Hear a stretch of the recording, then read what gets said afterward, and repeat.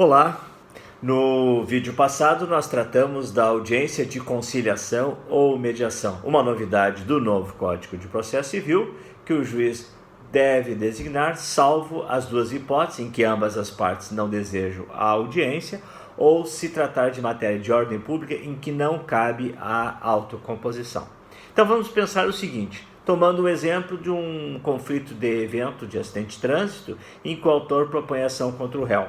O juiz designou a audiência de conciliação, as partes não chegaram a acordo, então o réu foi citado para 15 dias a partir dessa audiência tomar uma atitude.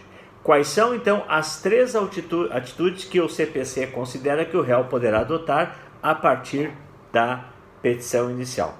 São três. A possibilidade do réu reconhecer a procedência do pedido, a alternativa do réu não fazer nada, ficar inerte, e a terceira hipótese que é reagir, contrapor-se à pretensão apresentada pelo autor na petição inicial. Vamos examinar rapidamente cada uma dessas três hipóteses. A primeira delas é o reconhecimento da procedência do pedido, reconhecimento do pedido pelo réu. Sim, o réu pode concordar com a alegação do autor na petição inicial. O autor propôs ação de indenização decorrente do acidente de trânsito e o réu pensa assim, é verdade, o autor tem razão. Eu agi com culpa, eu causei os danos e é justo que pague o valor que ele está pedindo na petição inicial. Então a alternativa prevista no Código de Processo Civil do réu comparecer aos autos, formular uma petição representada pelo advogado, em que ele então concorda com a pretensão deduzida pelo autor na petição inicial. Hipótese de reconhecimento da procedência do pedido, artigo 354 do Código de Processo Civil, que leva o juiz a resolver o mérito nos termos do artigo 487, inciso 3º do Código. Nesse caso, o juiz, acolhendo o reconhecimento do pedido, extingue o processo no sentido da procedência da ação em favor do autor. Na segunda hipótese, o réu se mantém inerte. O réu não reage à pretensão do autor. Deixa passar o prazo de 15 dias para oferecer resposta em branco. Nada faz.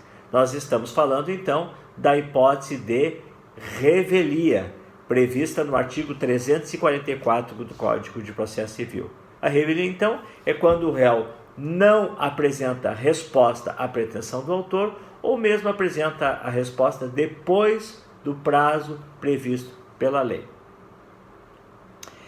A questão que se põe é o seguinte, qual é a consequência processual, qual é a consequência se o réu não apresenta a resposta? E aí nós temos o que chamamos efeitos da revelia. Nós temos o efeito material da revelia e temos os efeitos processuais da revelia. O efeito material da revelia é a possibilidade do juiz reputar verdadeiros os fatos alegados pelo autor da petição inicial. Então, no nosso exemplo do acidente de trânsito, o réu não contestou a ação, o juiz está autorizado a então entender que o autor tem razão.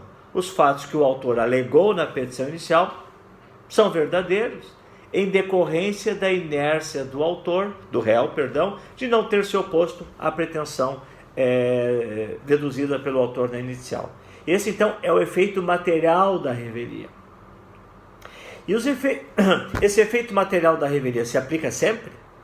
E aí temos que olhar também o artigo 345 do Código de Processo Civil. Ali o legislador vai indicar as hipóteses em que não se aplicam os efeitos da revelia do artigo 354, que é esse efeito que acabei de referir. Quais são essas hipóteses do 345? A gente coloca aí na tela para ficar mais didática a apresentação. Então, é importante não confundir revelia com os efeitos da revelia. O certo é que sempre que o réu não contesta a ação, teremos a revelia, que é um fato processual. Agora, saber se o efeito material da sua inércia, que é o juiz reputar verdadeiros os fatos alegados na inicial e desde logo julgar procedente a ação, vai depender da análise das hipóteses do artigo 345. O certo é que o juiz está autorizado a reputar verdadeiros os fatos alegados pelo autor e julgar procedente a ação.